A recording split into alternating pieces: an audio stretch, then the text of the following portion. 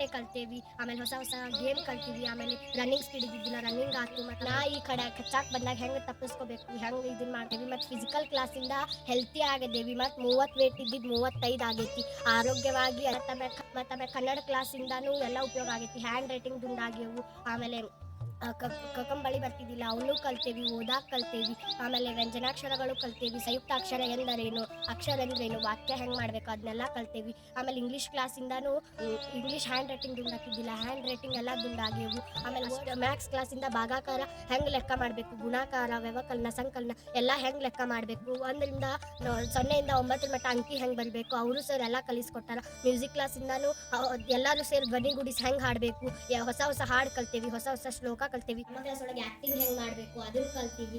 ಆಮೇಲೆ drawing class ಒಳಗೆ drawing ತೆಗ್ಯಾಕೆ ಬರ್ತಿದ್ದಿಲ್ಲ, ಡ್ರಾಯಿಂಗ್ ಕಲಿಸ್ಕೊಟ್ಟಾರ. ಆಮೇಲೆ ಹಿಂದಿ ಸಾಂಗ್ ಕಲಿಸ್ಕೊಟ್ಟಾರ, ಕ್ರಾಫ್ಟ್ನೊಳಗೆ ಪಾಕೆಟ್ ಮಾಡೋದು.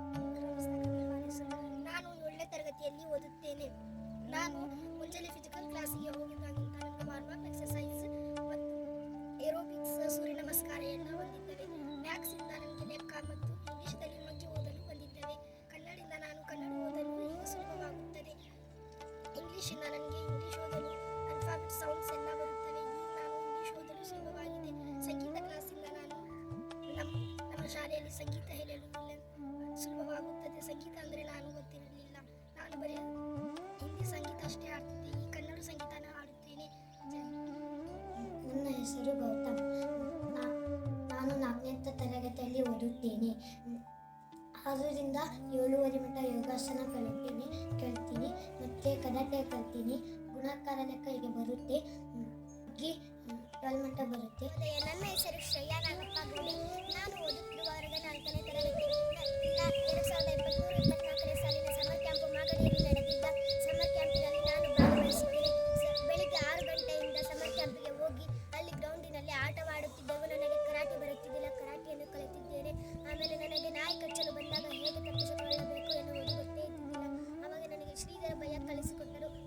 ಕನ್ನಡ ಒತ್ತಕ್ಷರ ಬರುತ್ತಿದ್ದಿಲ್ಲ, ಕನ್ನಡ ಸಜಾತಿ ವಿಜಾತಿ ಒತ್ತಕ್ಷರ ಬರುತ್ತಿದ್ದಿಲ್ಲ, ಅದನ್ನು ಕಲಿತುಕೊಂಡೆ. ಕನ್ನಡ ಅಕ್ಷರ ದುಂಡು ಆಗುತ್ತಿದ್ದಿಲ್ಲ, ಅದನ್ನು ಕಲಿತುಕೊಂಡು. ಇಂಗ್ಲೀಷ್ ಓದಲು ಬರುತ್ತಿದ್ದಿಲ್ಲ, ಬರೆಯಲು ಬರುತ್ತಿದ್ದಿಲ್ಲ, ಇಂಗ್ಲೀಷ್ ಸೌಂಡ್ಸು ಕಲ್ಕೊಂಡ್ವಿ, ವರ್ಡ್ಸು ಕಲ್ಕೊಂಡ್ವಿ. ನನಗೆ ಗಣಿತ ಕ್ಲಾಸಿಂದ ಲೆಕ್ಕ ಬರುತ್ತಿದ್ದಿಲ್ಲ, ಈಗ ಗಣಿತ ಕ್ಲಾಸಿಂದ ನಾನು ಲೆಕ್ಕ ಕಲಿತುಕೊಂಡಿದ್ದೇನೆ, ಮಗ್ಗಿಯನ್ನು ಕಲಿತುಕೊಂಡಿದ್ದೇನೆ. ನನಗೆ ಸಂಗೀತಕ್ಕ ಹಾಡು ಕಲಿಸಿದ್ದಾಳೆ, ಎಲ್ಲರೂ ಕೂಡಿ ಹಾಡನ್ನು ಹೇಗೆ ಹಾಡಬೇಕು ಎನ್ನುವುದನ್ನು ಕಲಿಸಿಕೊಟ್ಟಿದ್ದಾಳೆ. ನಾನು ಸಮರ್ ಕ್ಯಾಂಪಿಗೆ ಹೋಗಿ 20 kg ಇದ್ದಕ್ಕೆ 25 kg ಆಗಿದ್ದೇನೆ.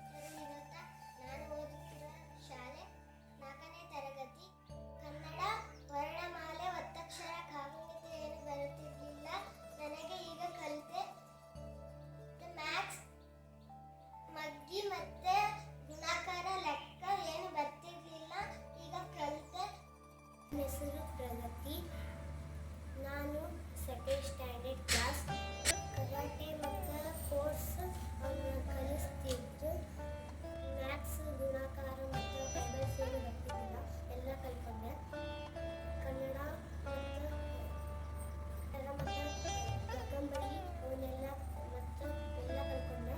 ಇಂಗ್ಲೀಷಲ್ಲಿ ಅಲ್ಫಾಬೆಟ್ಸ್ ಮತ್ತು ದಿಸ್ ದ್ಯಾಟ್ ಅವನ್ನೆಲ್ಲ ಕಲ್ತ್ಕೊಂಡೆ. 2 ಲೆಟರ್ ವರ್ಡ್ಸ್ 3 ಲೆಟರ್ ವರ್ಡ್ಸ್ ಅವನ್ನೆಲ್ಲ ಕಲ್ತ್ಕೊಂಡೆ.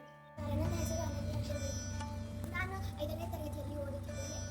ನಮ್ಮ ಮಾಗಡಿ ಗ್ರಾಮದಲ್ಲಿ ಬೇಸಿಗೆ ಶಿಬಿರ ಇತ್ತು. ಫಿಸಿಕಲ್ ಕ್ಲಾಸ್ನಲ್ಲಿ ಕರಾಟೆ ಮತ್ತು ಹೊಸ ಹೊಸ ಗೇಮ್ಸ್ ಮತ್ತು ಕನ್ನಡ ಕ್ಲಾಸಿನಲ್ಲಿ ಮೂಲಾಕ್ಷರ, ಒತ್ತಕ್ಷರ, ಗುಣಿತಾಕ್ಷರ, ಸಂಯುಕ್ತಾಕ್ಷರ ಮತ್ತು ವಿಭಕ್ತಿ ಪ್ರತ್ಯಯಗಳನ್ನು ಕಲಿತೇನೆ.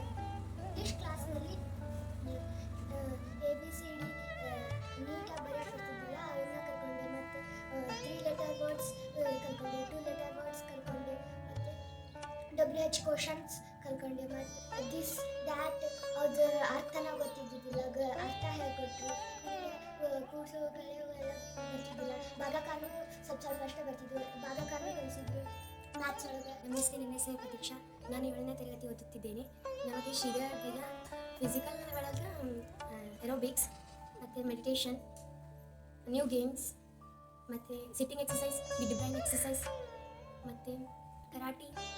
ಮ್ಯಾಥ್ಸ್ ಕ್ಲಾಸ್ ನಮ್ಗೆ ಅಡಿಷನ್, ಸಬ್ಸ್ಟ್ರಾಕ್ಷನ್, ಮಲ್ಟಿಪ್ಲಿಕೇಶನ್, ಡಿವಿಷನ್ ಅಂತ ಹೇಳಿಕೊಟ್ಟು, ಮತ್ತು ಸಂಖ್ಯಾ ಸರಳಿ ಹೇಳಿಕೊಟ್ಟು.